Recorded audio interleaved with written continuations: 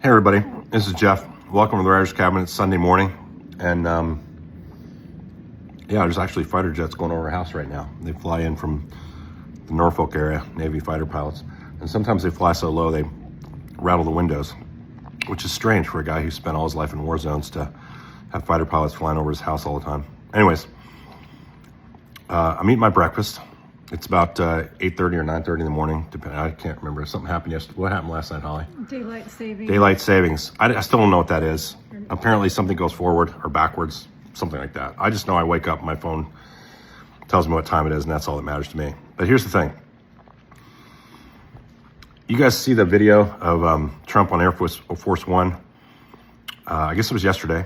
I just saw it. I was running around doing stuff yesterday. I'm not sure if it was yesterday or the day before, but I'm pretty sure it was yesterday, where Donald Trump came out and said the killing of the schoolgirls by bombings in Iran was, get this, the Iranian government killing the schoolgirls with its own munitions, that it apparently mistargeted something. Now remember, this school is pretty close to a Iranian military facility. So they would have had to have been trying to essentially bombing something close to their own facility and just missed. That's not only preposterous, but he knows it's not true. It's a lie, right? And then Pete Hegseth stood right next to him, who was on the plane with him. And Pete jumped in real quick and said, it's under investigation. It's under investigation. So that was a double lie, because we know they're not worrying about investigating this stuff. Remember a couple weeks ago, or no, it was like a week ago, when I told you that because we don't have a Pentagon press corps and real people asking hard questions with follow-ups, and that you have people like Mike Lindell with Lindell TV. Remember the pillow guy? He's now got a TV station. Look it up. It's hilarious. You can buy pillows there as well. So those are the people that are in the Pentagon press briefings and in the White House press briefings and all that. These kinds of people. They've gotten rid of all the real reporters because they do not want to answer tough questions, and they love having a propaganda war where they're free from any scrutiny. So on Air Force One, I don't know who it was. I'm not going to be overly critical because I don't know the reporter, but it wasn't exactly a tough follow-up. Like, really? You think they bombed their own school during the first days of the conflict right next to their own military facility? That seems kind of strange, Mr. President. Nothing like that. Just let them just rip it out there as they bombed their own facility. They missed. They're not very good, but we target things perfectly. And then Hegseth comes in and is like, well, it's under investigation. And then he said, no, they bombed their own school. Right? Remember about a week ago, I said, don't trust anything they say. Nothing.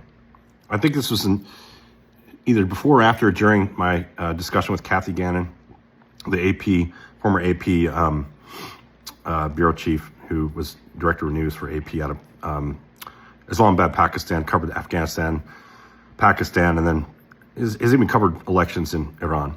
What I know about the Iranians is that they generally, when it comes to, they're really tough negotiators, but once they negotiate something with you, they generally stick to it.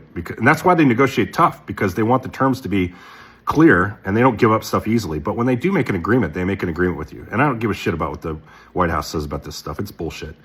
They hit their own school and kill all these girls on purpose or by accident. I mean, both of those things are not plausible. I mean, it's not that friendly fire doesn't happen. It happens all the time. In fact, one day soon I'll tell you about a friendly fire incident that I saw that the Americans did during the Trump administration, the first Trump administration. I literally witnessed it. In a U.S. military installation on a screen. I watched it in real time, and they covered it up. So they have a track record of doing this from the previous administration when he was in, and now they're doing it again. And this one is more the president doing it, as opposed to just some officers who don't want you to see something that you saw. So, don't believe what they say. I'm sorry. They've created this. Listen, they've created this situation for themselves by eliminating the media from covering this properly. Everything they have to say has to be dealt with severe skepticism. Severe skepticism. We're past the point where just being on the plane with them asking a question is good enough. And they'll have to start proving things if they want us to believe it. If they want us to believe that the Iranians bombed their own school and killed 130 plus schoolgirls, they're going to have to show us the proof of that, the video of that, the investigation from that, like a real investigation. Show it, release it. If you have nothing to do with it, show how you knew that it was them that did it. Because by the way, we know you have eyes on everything you hit. Everything you hit, you have eyes on, either during with drones or afterwards with aircraft. Okay, there's cameras everywhere now.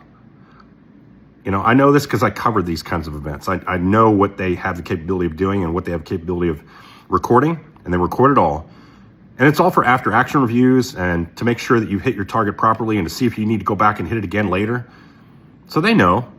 There's a big room in Qatar where they watch these strikes. And then if they're not doing it with drones, looking at the drones when the strikes are happening, they're doing it after the fact with recording from the aircraft. And satellites, by the way. So don't fucking believe anything he says. He's proving that he's not to be trusted. And this goes to a deeper question as well, okay? Which is not the war. If you know how ridiculous it sounds that the Iranians bombed their own children of a school and killed them in an elementary school, and he can just do that, go back and watch that press briefer on the aircraft on Air Force One. Watch it, and watch how easily he lied about killing these girls. Didn't blink and just kept saying it and saying it. Even when Hegseth said it was under investigation, he just overruled him and said, nope, they did it to themselves. It wasn't us. We're too precise with our bombing. They're not very precise with their bombs. Really? Well, they seem to be hitting American targets pretty easily with their drones, right? So it's contradicted, I think, in many respects by the fact that they're able to hit American targets and hotels.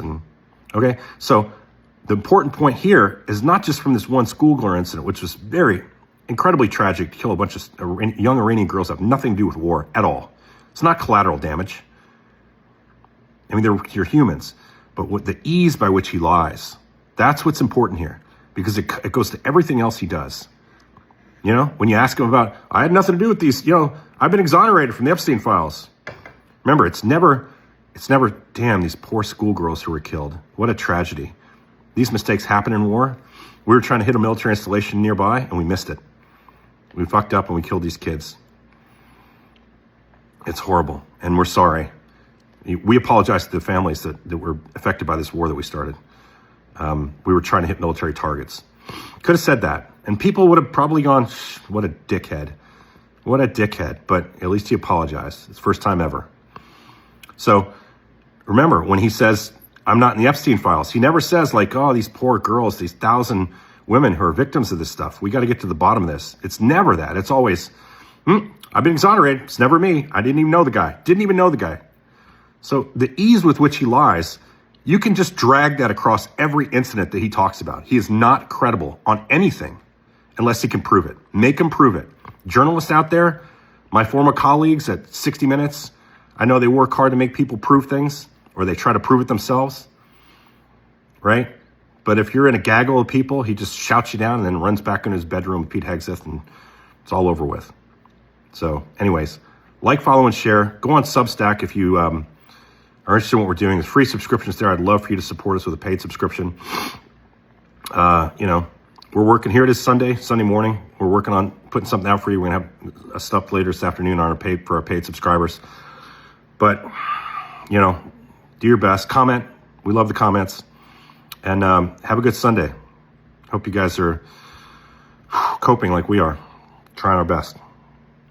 From the Res Cabin. Take care.